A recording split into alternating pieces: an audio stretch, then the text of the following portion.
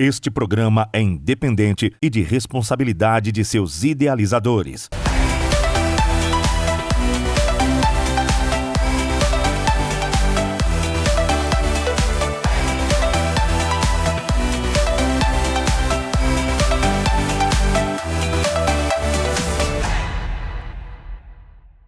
Olha ele, está começando mais um programa Tá na Rede, comigo, Rodrigo Oliver, aqui na Rede TV do Espírito Santo, nesse domingo de Páscoa.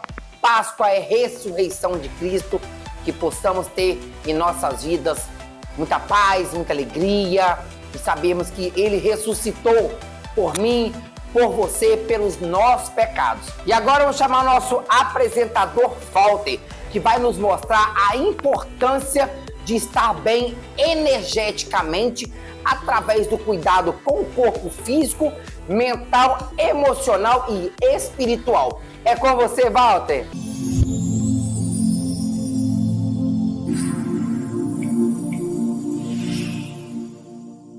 Olá, Rodrigo Oliver. Olá, telespectadores da Rede TV do Espírito Santo e do programa Tá na Rede. Eu sou Walter Araújo, esse é mais um quadro Frequência e hoje nós estamos aqui com o terapeuta integrativo Átila Yuri, que vai falar um pouco para nós sobre as energias corporais e como nós guardamos essa energia no nosso corpo e trazer também uma forma de entendimento e dicas de como podemos movimentar os padrões que se repetem na nossa vida. Seja bem-vindo, Átila. Explicação é sua. Hi, meus queridos. Buenas. Sou Átila Yuri, terapeuta integrativo há 4 anos, indo para 5. E hoje, graças a Deus e aos bons amigos, sou especialista em energia corporal. O que é isso, Átila? O que é energia corporal? Eu gosto muito de trabalhar com a escala do Stephen Hawking, né? Que ele vem demarcando para a gente a vibração de cada nuance. Exemplo, ele marca que a paz vibra em 700 Hz, né? Que o amor em 500 e assim sucessivamente. Não é diferente de nós. Nós somos a prima matéria, nós somos o originário, né? Nós somos a energia inata que emana e que dá vida a tudo. E que tudo primeiro passa dentro do seu princípio, que é o princípio do mentalismo. Que volta é essa? Olha, para a gente entender sobre a energia corporal, é muito importante que a gente entenda que, de fato, como a física quântica garante para a gente, tudo é energia. Tudo tem uma informação. Se tudo tem uma informação, você também está produzindo uma informação imediata e instantânea, que isso vai gerar um Dharma Karma. O que é isso? É o que você recebe em consequência das suas ações. Átila, que loucura! Você está falando que tudo que eu faço, tudo que eu penso instantaneamente vai me trazer alguma coisa? Com certeza. E aí a gente pega essa dica e vai para o seu corpo. O seu corpo, ele é uma árvore, vamos dizer que é uma árvore que vai produzir várias coisas. E através da sua mão, do seu raciocínio lógico, da sua vontade, você vai construir a sua história. Então, digamos que um corpo está fraco. Fraco em qual sentido? No sentido biológico. A gente olha para a alimentação, a gente olha para as vitaminas. O corpo está fraco no sentido espiritual, a gente olha para o espírito. Mas quando o corpo está fraco no sentido espiritual e emocional, a gente tem que fazer uma junção. Que junção? A junção dos seus pontos de energia, os seus nadis, os seus meridianos e os famosos chakras que estão por detrás de cada glândula. Pois quando eu preciso de alguma coisa para ser animado, né? Então, digamos que se você está energeticamente, espiritualmente, emocionalmente abalado, a gente vai trabalhar dentro dos seus pontos de energia. Esses pontos de energia, eles trazem uma informação operante para o seu raciocínio lógico, para o seu raciocínio objetivo, para você conseguir concatenar e ordenar as coisas.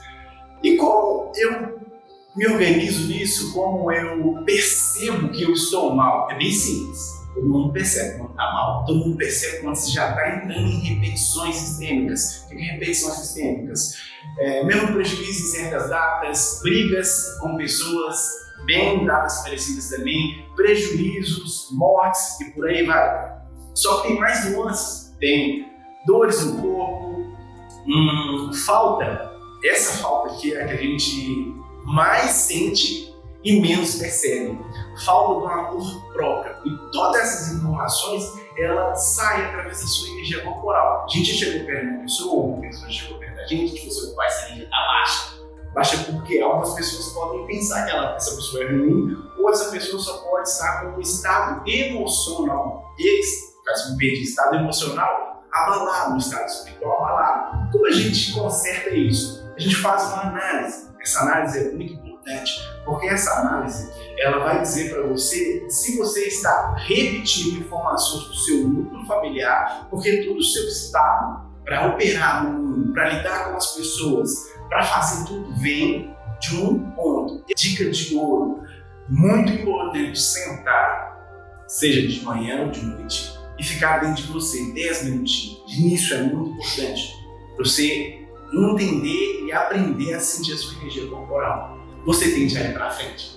Perfeito, Átila. Muito obrigado por todas as explicações. Pessoal, visita minhas redes sociais, visita a rede do Átila. Vamos chamar agora a nossa apresentadora, a maravilhosa Gabi, que no quadro de hoje, o quadro Gabi, você por aqui, vai estar nos mostrando o verdadeiro significado da Páscoa e também o seu simbolismo. É com você, Gabi! Bom dia, meus queridos. Que alegria estar aqui com vocês nessa manhã tão especial, a Páscoa.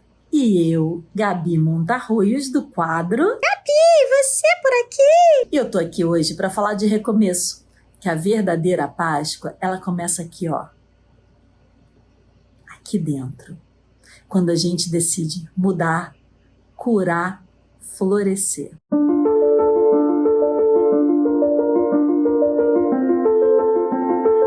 A Páscoa é uma das datas mais bonitas do calendário cristão.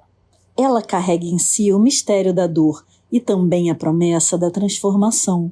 É o tempo em que lembramos o sacrifício de Jesus.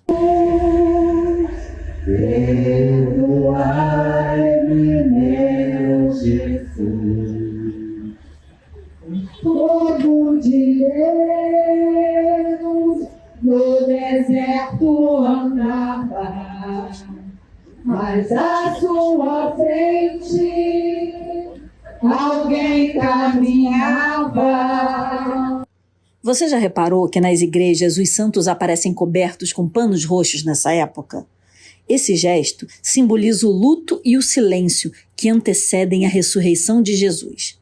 E esse roxo nos convida a uma reflexão e prepara o nosso coração para um recomeço. Nós os adoramos, ó Cristo, Deus Santo, porque pela vossa santa cruz remistes o mundo.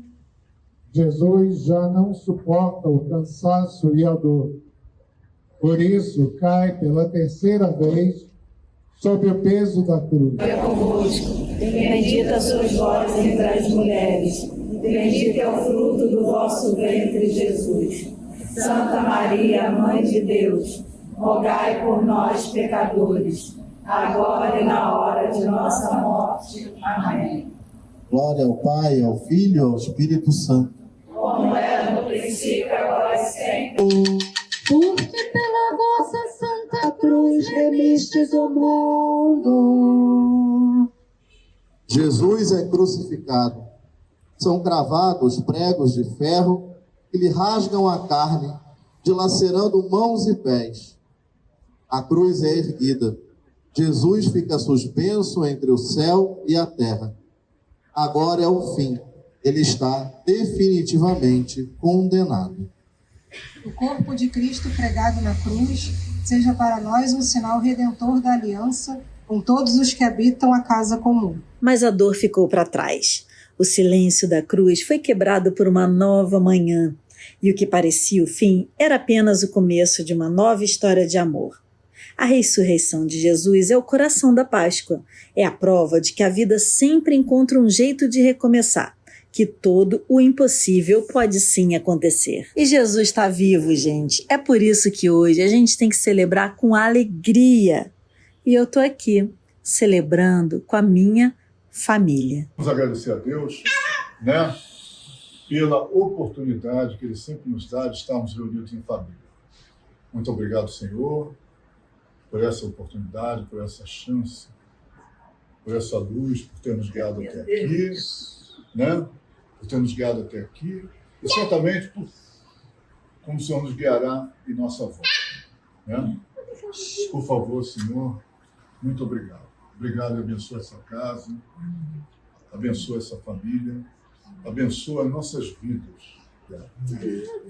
Pai nosso que estás no céu, santificado seja o vosso nome. Venha a nós o vosso reino, seja feita a vossa vontade, assim na terra como no céu.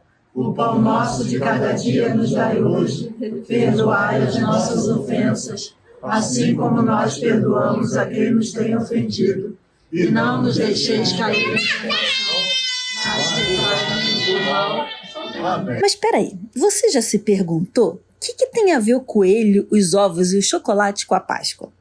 Pois é, apesar de não estarem na Bíblia, esses elementos fazem parte de uma tradição popular e têm tudo a ver com o significado de renascimento e esperança.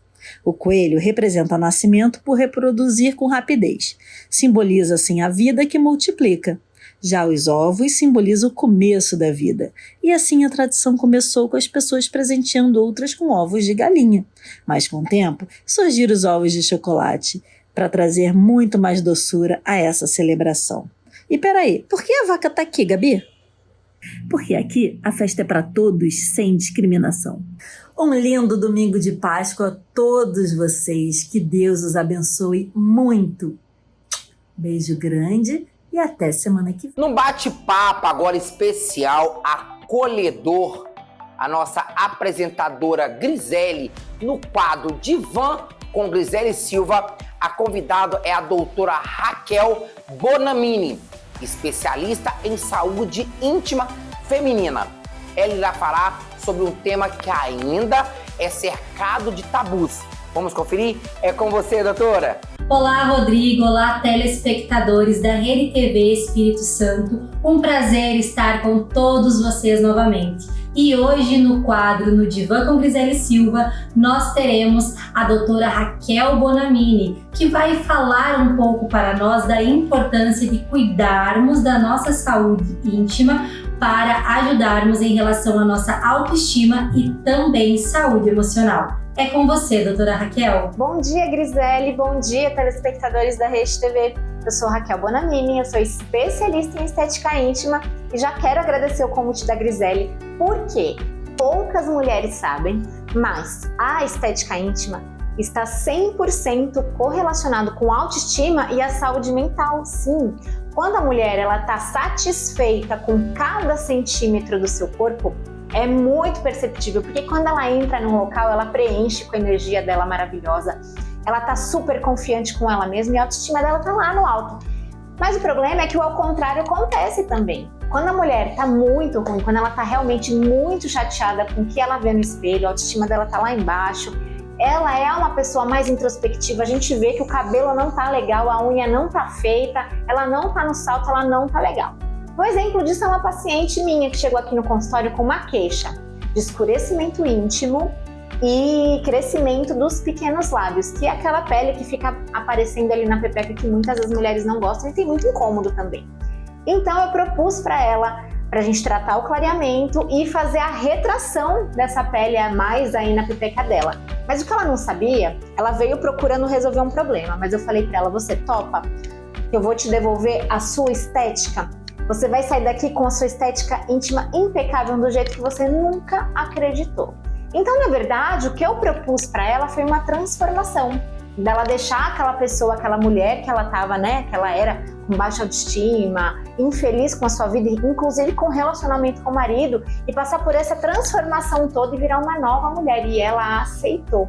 E hoje, quando ela vem aqui no consultório, é uma alegria muito grande, porque ela tá linda, maravilhosa, maquiada no salto alto, empoderada, feliz com o corpo dela e principalmente com a estética, porque a estética tá linda, linda, linda. Então, se você quer conhecer um pouquinho mais de mim, entra no @Raquel Bonamini e me segue lá no Instagram. Que entrevista incrível, é isso aí, a doutora Raquel deixou claro a importância que tem de cuidarmos de cada centímetro do nosso corpo para trazer mais autoestima, mais autoconfiança, enfim, para ficarmos bem com a nossa saúde, tanto física quanto emocional. Aproveita, siga a doutora Raquel nas redes sociais e também confere o meu Instagram, que está cheinho de conteúdo para ajudar você a ficar cada vez melhor. É com você, Rodrigo. E no Elas em Ação de hoje, temos uma convidada especial. Direto da Itália, a escritora de fantasia Aifus Abad. É com você, Maria.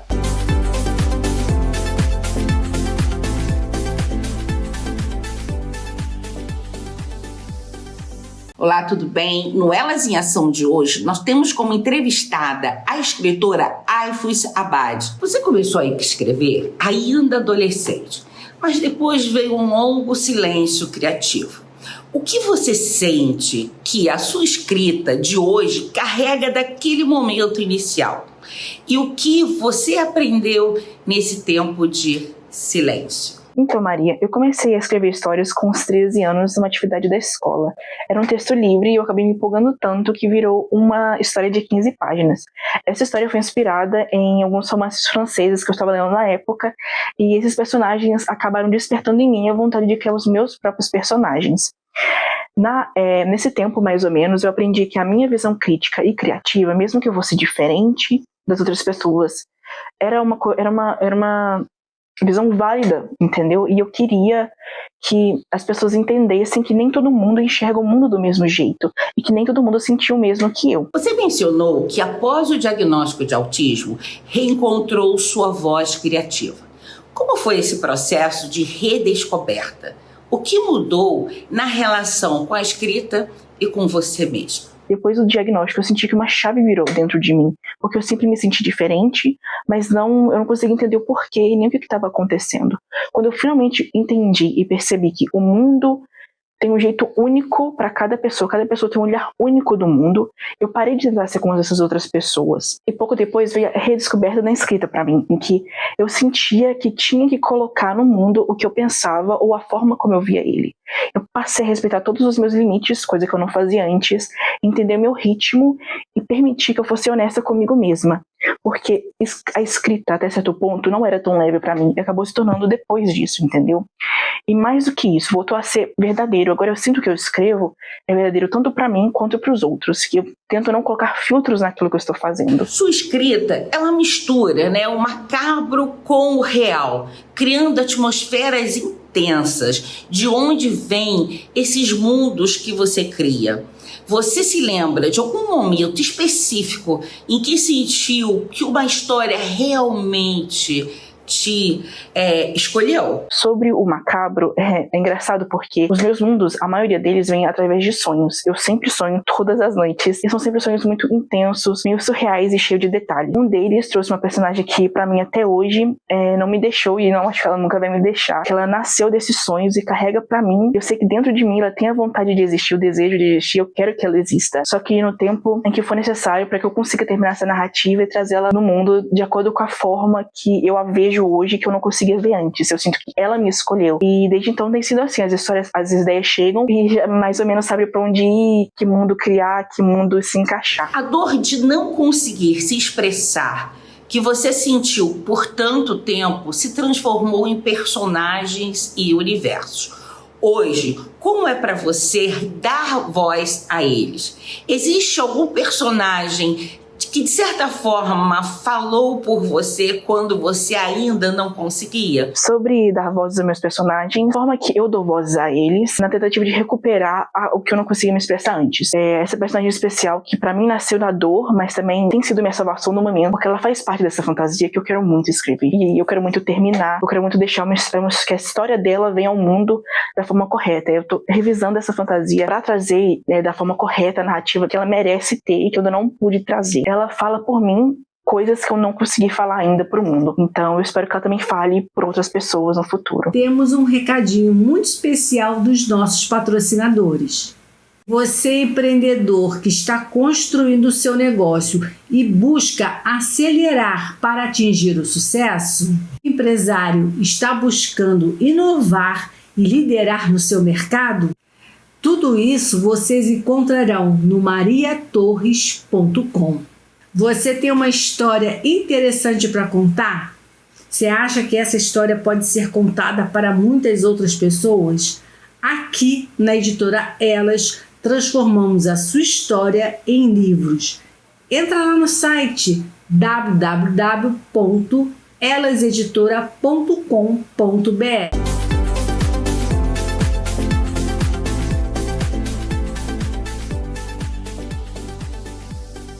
E no quadro Elite de hoje, a nossa apresentadora Carol Nardi, juntamente com a Márcia Reich, foram fazer uma cobertura e um lançamento de um livro em um belo shopping. Vamos conferir? É com vocês, meninas! Oi, gente bonita, como você está? Eu? Não preciso nem falar, né, gente? Estou rodeada de gente bonita no coração do shopping Pamplona, em São Paulo. Hoje está rolando um mega evento da nossa querida Márcia Reich. Lançamento de livros e olha, ela vai entrevistar cada pessoa, celebridade no mundo da edição, escritor, livros. E lógico, né, gente, para começar precisamos, lógico, saber de perto com a Márcia Reich o que está sendo para ela esse lançamento maravilhoso, essa expectativa de São Paulo à espera desse livro. Márcia, vem! Olá, pessoal, meus amigos do Papo de Elite. Hoje eu estou aqui com a Ana Paula Girlich. Como é que foi escrever esse livro para você, Ana? Olha, foi primeiro uma realização que eu estava com a minha mestre também, né? Não preciso dizer, a doutora Márcia Reich. Então, aceitar esse convite, participar desse projeto, eu acho que ele é instigante e ele alegra a nossa alma. E eu estou aqui hoje no lançamento do livro Brilho da Mediação com a minha amiga Margarete Saltorato, que também é uma coautora. Como é que foi para você escrever esse livro? Foi um desafio, porque inicialmente eu não sabia sobre o que escrever e você trouxe a ideia de falar sobre as oficinas de parentalidade e divórcio. Pensando nisso, eu falei sobre famílias destrutivas e construtivas e como melhorar a relação dessas famílias. Mais um Papo de Elite hoje com a Cristiane. E eu queria saber de você como é que foi escrever para esse livro. E foi um grande prazer quando eu fui convidada pela Jussara, coordenadora, e ela falou para eu escrever daquilo que eu venho trabalhando, do que eu tenho experiência, e eu escrevi sobre a mediação de conflitos na área escolar. Hoje eu estou aqui com a minha amiga Maria Helena, que também é mediadora, e nós já nos conhecemos há muito tempo, também uma coautora. Como foi para você escrever esse livro? Olha, foi muito bom, porque passei minha experiência com justiça restaurativa. Estou aqui com a Angélica, que é uma coautora do nosso livro. Como é que foi para você escrever esse seu capítulo dentro do livro?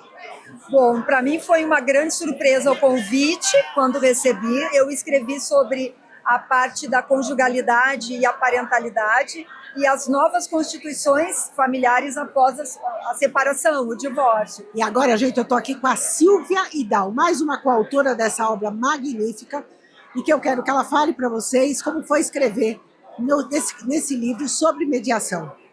Olha, é muito emocionante estar aqui nesse lançamento, porque a gente não sabe de, 6 meses que a gente escreveu esse artigo, e agora nessa festa do lançamento. Escrevendo pontes, reflexões, para que nós possamos resolver os problemas de uma forma diferente e acharmos soluções melhores para cada um. Mais uma coautora, a Osmara, ela está aqui para falar sobre o capítulo dela nessa obra magnífica. Então, o meu capítulo foi um capítulo muito gostoso, porque foi a experiência que eu tive, né, e que eu tenho ainda da mediação, em como solucionar os conflitos e como é bom a gente chegar no final de uma mediação e ver que as partes saíram tão satisfeitas com o nosso trabalho.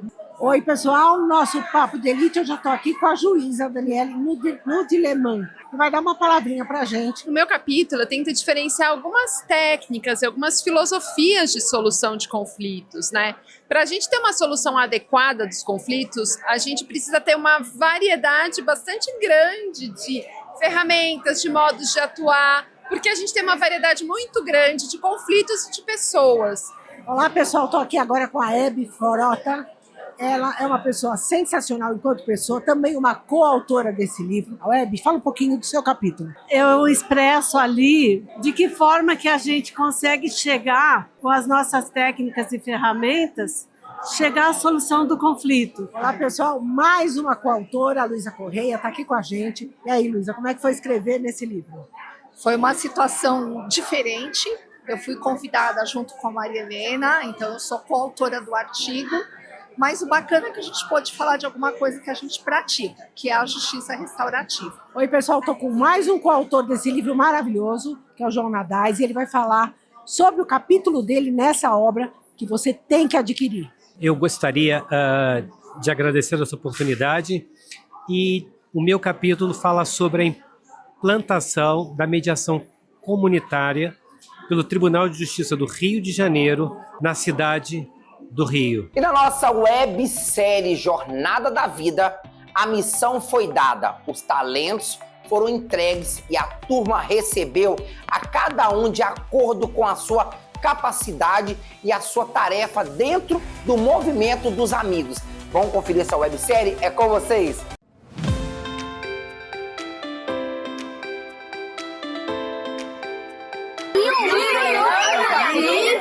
Eu mesmo. E vocês já deveriam estar preparados para minha vinda. Da outra vez eu reparei algumas coisas em vocês e nós vamos precisar ter uma bela de uma conversa, hein?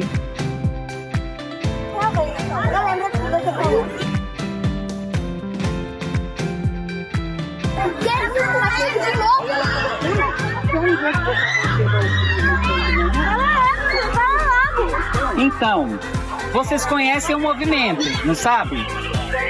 Vocês conhecem, você sabe que o nosso foco é o movimento de tratar as pessoas. Então, vocês precisam melhorar o trato com as pessoas e eu trouxe uma tarefa para vocês.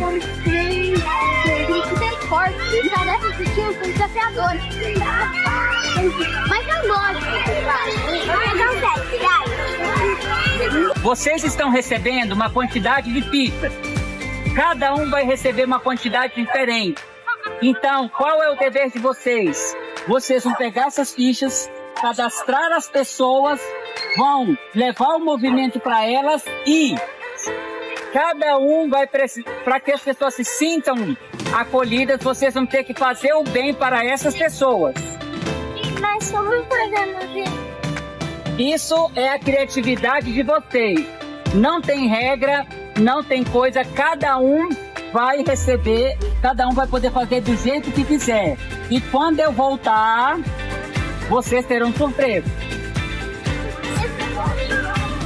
Sim, e serão surpresas personalizadas. Então, agora é com vocês. A missão tá dada, façam bem, ok? Tô indo, tchau. Sara, abre o envelope do tio logo, abre. A curiosidade matou o gato. Quase me matando. Isso se chama ansiedade. E bote ansiedade nisso. Tá, mas abre logo. Deus, eu tenho tantas bênçãos. Passei minha vida e chegar. Eu descobri que o tio deve trazer alguma recompensa de surpresa. Tu às vezes imagina legal, Yasmin, mas essa hipótese não está descartada. Será que o Brian vai conseguir fazer os deles? Ele anda meio estranho. Vamos tentar no salão nosso, depois a gente chama ele. Mas o que a gente vai fazer? Temos várias possibilidades, vários caminhos, opções é o que não falta. Vamos chamar alguém para nos ajudar. Claro que vamos, com certeza. Ressuscitou no domingo, bem cedo, e apareceu primeiro a Maria Madalena, e quem havia expulsado 7 demônios. Ela foi ficar em seus companheiros de Jesus, pois eles estavam tristes e chorando. Quando ouviram dizer que Jesus estava vivo e que tinha aparecido a ela, eles não acreditaram. Depois disso, Jesus se apresentou com outra aparência a 2 discípulos que iam caminhando para o campo. Eles voltaram e foram contar acreditaram no que os dois disseram. Por último, Jesus apareceu aos 11 discípulos enquanto ele estava na mesa comendo. Ele o repreendeu por não terem fé e por teimarem em não acreditar no haver contado e tinham visto. Jesus apareceu aos 11 discípulos enquanto eles estavam na mesa comendo. Ele o repreendeu por não terem fé e por teimarem em não acreditar no que haviam contado, os que viam ressuscitado. Então ele disse: vão pelo mundo inteiro e anunciem o Evangelho a todas as pessoas. Quem crer e for batizado será salvo, mas quem não crer será condenado. Aos que crerem será dado o poder de fazer estes milagres, expulsar demônios pelo poder do meu nome, e falar ou beberam algum veneno, não sofrerão nenhum mal. Enquanto puserem as mãos sobre os doentes, eles ficarão curados. E agora no quadro Dr. TV, vamos chamar ele, o nosso especialista, Dr. Daniel. É com você, Daniel. Bem-vindo ao Dr. TV, o programa que conecta você à medicina e ao bem-estar. Santuário Nacional de Beelzebub. Um cenário de polêmicas, ossadas humanas e desrespeito do Estado. Dr. Daniel Dias Machado, frente a frente com a Mãe Michele da Cigana. Quem é Mãe Michele da Cigana? Mãe Michele da Cigana é uma líder religiosa, né, que pratica a religião há 36 anos e que agora, de 2 anos para cá, é muito conhecida por conta da imagem de Beelzebub, né, que eu viralizei na frente da minha casa. Mas muito mais do que isso, né, eu sou uma pessoa que trabalha com a religião, com a espiritualidade, desde os meus 9 anos de idade. Eu tenho 46 anos. A partir de um problema de saúde, eu ia ter minha perna amputada. A minha mãe me levou num terreiro, fiz uma troca de saúde e hoje estou aqui, graças a Deus, sem nenhum problema de saúde. E a partir daí eu venho cultuando e trabalhando a religião e a fé na minha vida. Mãe Michele, eu gostaria que a senhora pudesse compartilhar conosco qual foi o seu sentimento ao chegar no cemitério municipal de Alvorada e ver aquele cenário caótico. Eu fiquei muito triste, né? Primeiramente pela minha questão religiosa, que eu senti como se aquelas almas estivessem ali me pedindo socorro. Na noite anterior eu tive a denúncia, né, de um funcionário público que me procurou, mas eu tive muita dúvida, eu deitei com a dúvida na minha cabeça. Só que naquela noite eu recebi 3 entidades no meu quarto, que passaram a noite inteira intensificando nos meus sonhos o que eu deveria fazer. Chegando lá eu senti que era muito maior do que eu imaginava. Parecia que eu precisava estar ali para fazer aquela fala, para que aquelas pessoas pudessem descansar, né? Porque eu vejo que como um cemitério municipal, se a gente não puder garantir que a gente vai colocar o nosso ente querido que faleceu e garantir que para o resto da nossa vida a gente vai poder ir ali, né, fazer uma oração. Muita gente diz, religiosamente não tem mais nada ali, tem só uma ossada, mas essa ossada tem família, aquela ossada tem história, aquela ossada teve uma vida, uma história de vida. E a gente precisa respeitar essas memórias, e eu acho que o respeito a essas memórias é respeitar os restos mortais dessa pessoa, independente da fé e principalmente da classe social. O Estado, ele é responsável, ele acaba tornando-se proprietário desses restos mortais, mas mais do que isso, eu costumo pensar que é onde termina a letra, a moral, inicia a ética. Como a senhora vê a posição do município? Eu não tenho nenhum cunho político, né? Gostaria de salientar. E eu acho que se a gente não denunciar, não tentar fazer a coisa tomar uma proporção maior, são problemas que vão passando despercebidos e vão sendo deixados de lado, tanto pela administração anterior quanto pela atual, porque é como a gente tem visto nos comentários, são apenas restos mortais, são apenas corpos, não tem nada ali. Eu gostaria que a senhora se posicionasse em relação a quê? Porque o município pontua sobre a entrada em um cemitério, um local público, né? Que a senhora só explicasse para a nossa audiência como se deu a sua entrada no cemitério. O cemitério de Alvorada, ele é aberto, inclusive eu printei no Google, ele é aberto das 8 da manhã às 17 horas todos os dias.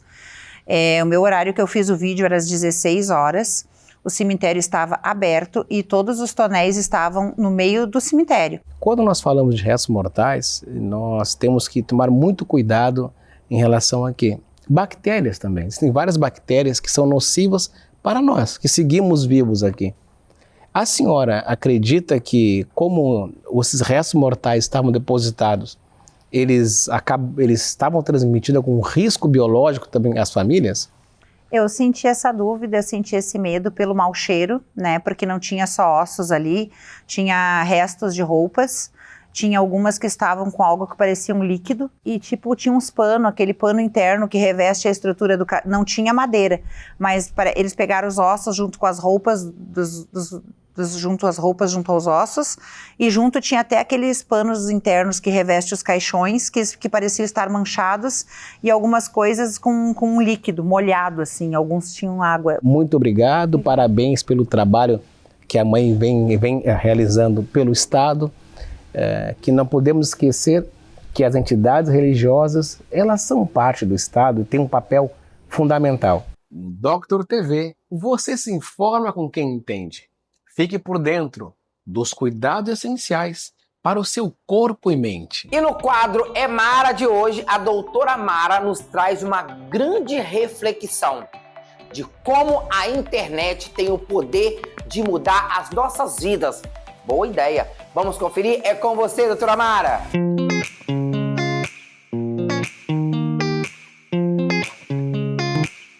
O É Mara de hoje vai falar sobre redes sociais.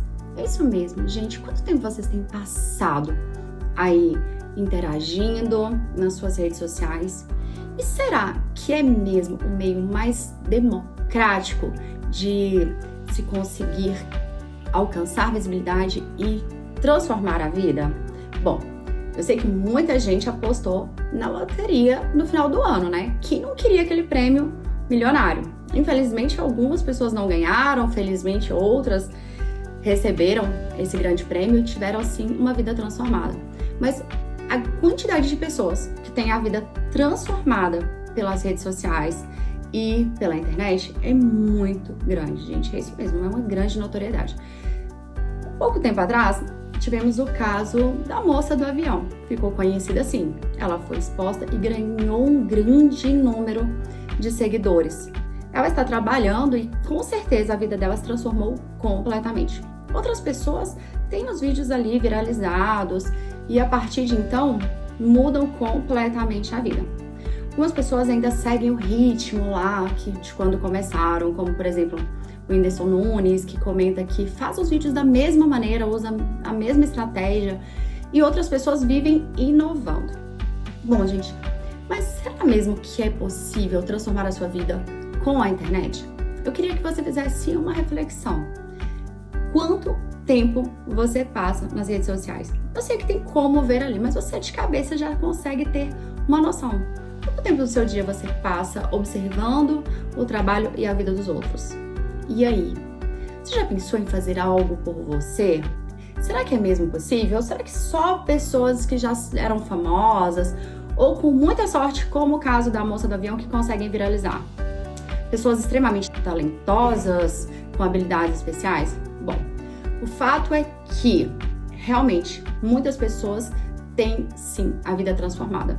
Algumas passam muito tempo no Instagram, muito tempo nas outras redes sociais e não trazem um fruto financeiro disso, né? Mas estão ali, apoiando quem está crescendo. Nos reality shows, as pessoas saem e, ao longo que elas saem, elas têm muita curiosidade para saber quantos seguidores elas têm.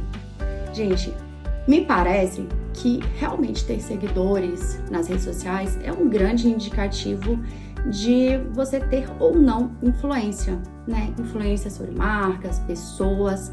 E eu vou te dizer por experiência própria, a minha vida, ela foi transformada, assim, por esses aplicativos, né? Foram as estratégias que eu utilizei para crescimento, o foco no Instagram, que, por exemplo, me fizeram ter esse convite para apresentar esse quadro no programa de TV. E muitas outras oportunidades vieram justamente em virtude disso.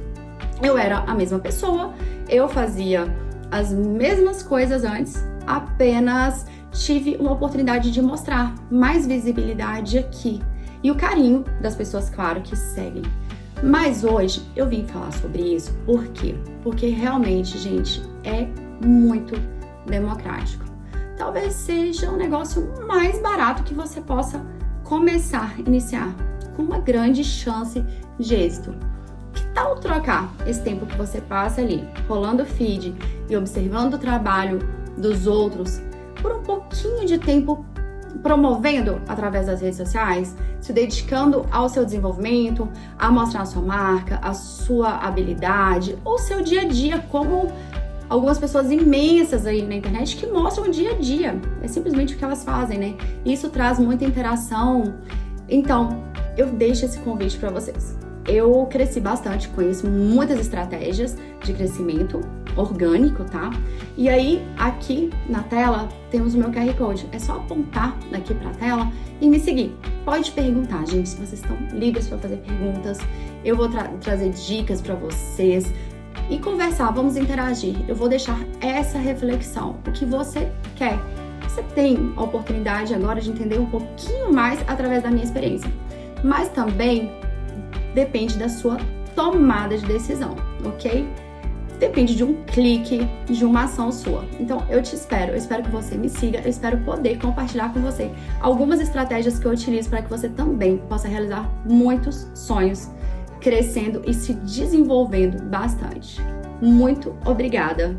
E agora vamos chamar diretamente de Salvador a nossa apresentadora Cris Guimarães, que foi bater um belo papo exclusivo com a cantora Raquel dos Teclados. Falando em Salvador, Cris, estou chegando aí para curtir uns dias maravilhosos junto com a sua companhia e muito mais.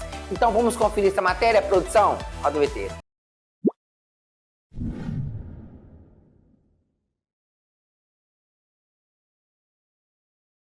Salve, salve, meus amores! Vocês tanto pediram que ela está aqui hoje. Enfim, a gente conseguiu trazer Raquel dos Teclados, meu amor. Olá, Cris. Como é que você tá, bebê? Tudo bem? E você, minha querida? Graças a Deus, tudo ótimo. Bem-vinda a Salvador, primeiro. Obrigada. O que é que tá achando de Salvador? É maravilhoso, né? Cidade muito linda, turística, né? Já estive em Salvador outras vezes e acho ela muito bonita, uma cidade muito linda. Apesar de ela ter vindo trabalhar, né? Isso. Você esteve aqui para fazer um audiovisual. Com a Clecinha. Isso, né? com a Clecinha e a Priscila Sena, né? Isso. Foi uma gravação na Gamboa, assim, bem diferente, né? Bem diferente. Com uma galera descontraída, com um monte de gente ali, né? Muita gente e um audiovisual muito legal. Me diga uma coisa, esse projeto aí vai rodar o Brasil todo, é verdade, com vocês três? Vai sim, por fé em Deus. Ave Maria! Como foi falado, vai rodar sim. Vai rodar. Agora, além disso, tá vindo aí esse CD, que eu queria que você falasse um pouquinho sobre esse CD novo. Vem aí o CD novo da Raquel dos Teclados, né? 2025, verão 2025, né? E, inclusive, já vai estar na praça semana que vem, Cris. Que delícia, viu? Todo mundo estava esperando esse CD, né? Esse momento, com certeza. E outra coisa que a gente quer saber hoje é aqui que todo mundo pergunta, de onde saiu a sua dancinha? A minha dancinha saiu, né? Foi iniciativa minha, eu mesmo criei, né? Essa dancinha. Foi uma iniciativa minha que eu criei e pegou na graça da galera. Já tá subindo uma galera assim no palco pra fazer sua dancinha já? Sobe direto. Quando a gente tá fazendo show, a gente sempre convida os fãs, né? E os fãs vêm fazer a dancinha com Raquel. Eu pergunto, vamos lá, galera, quem aprendeu a dancinha de Raquel? E a galera vai lá e faz a dancinha e pronto, tá aprovado. E quando chega assim no show, qual é a música que você diz assim, se eu não cantar essa música aqui hoje, eu não consigo sair daqui? É a primeira do repertório, né? Quando a gente vai fazer os shows, que é Agora Estou Sofrendo. Só uma palhinha dela aí pro povo. Não há amor para mim, não. Você estava mentindo. Diga logo que não me amou, que que não gostou de mim. Ave Maria. Não sente amor por mim. É uma sofrência, meu Deus do céu, como é que sofre tanto assim? Como é que você escolhe as músicas? As músicas chegam pra você, ou você vai ouvir e diz, eu gostei essa, você mesmo escolhe o seu repertório? Eu mesmo escolho o meu repertório, né? Faço com a ajuda dos produtores, do empresário também, né? Mas sempre é escolha minha mesmo, a escolha é minha. Agora todo mundo pro lado de lá tem uma ligação muito forte com você. E você tem também uma ligação muito forte com o Carlinhos Maia, né? Isso. Que toda vez que tem um rancho, você tá sempre participando. Sim. Quando ele convida, a gente sempre tá lá no rancho, fazendo aquela zoada, aquela música lá, né? E como é que foi esse encontro de vocês? Ele já tocava muito sua música na rádio, né? No rádio não, no carro, na realidade. No carro. O Carlinho é um grande fã meu, é um grande admirador meu, também sou uma grande admiradora dele, né? E sempre quando ele me convida para os eventos no rancho, a gente tá lá marcando presença, né? Pra mim, com toda a honra, com toda a satisfação, e falar de Carlinho pra mim é tudo. Tenho uma grande admiração por ele. Todo mundo gosta de Carlinhos. E o que é que vem agora? Tá agora para esse primeiro semestre, né? Tá todo mundo já se preparando pro São João, né? Vem muito show por aí, já tem agenda lotada, graças a Deus. Ave Maria. Pai do céu, né? Vem muitos shows por aí e vem muitas novidades por aí também. Eu tô vendo. Vem um clipe aí que vai ficar na boca da galera, viu? Eita, agora tá... Uma grande cantora vai ficar na boca da galera, novidades. E muitas cantoras agora querem fazer uma participação com você, né? Com certeza. Tá tendo muito pedido, né? Isso. Queremos saber quando é o show aqui em Salvador, né? Bom, aqui em Salvador, né, o produtor, Josué, já disse que tem algumas coisas em vista. Ele só tá correndo atrás de algumas, mas disse que já tem algumas coisinhas em vistas aí. Então, é só vocês esperarem, porque vai ter muito Raquel dos Teclados ainda pela Bahia toda, pode-se dizer, né? Isso sim, com certeza. Pronto, meu amor, eu quero te agradecer muito. Eu sei que você tá hoje, esses dias todos, corrido demais. Eu agradeço, né? eu agradeço. Mas seja muito bem-vinda mais uma vez a Salvador. Obrigada. Espero a gente se encontrar em breve no próximo show. Viu? Obrigado, Cris. Beijo, gente. Beijo no... Ah, que pena. Estamos chegando a mais um Tá na Rede. Não fique triste, domingo que vem tem mais. Vou ficar aqui preparando muitas matérias para vocês. Vou tirar 15 dias.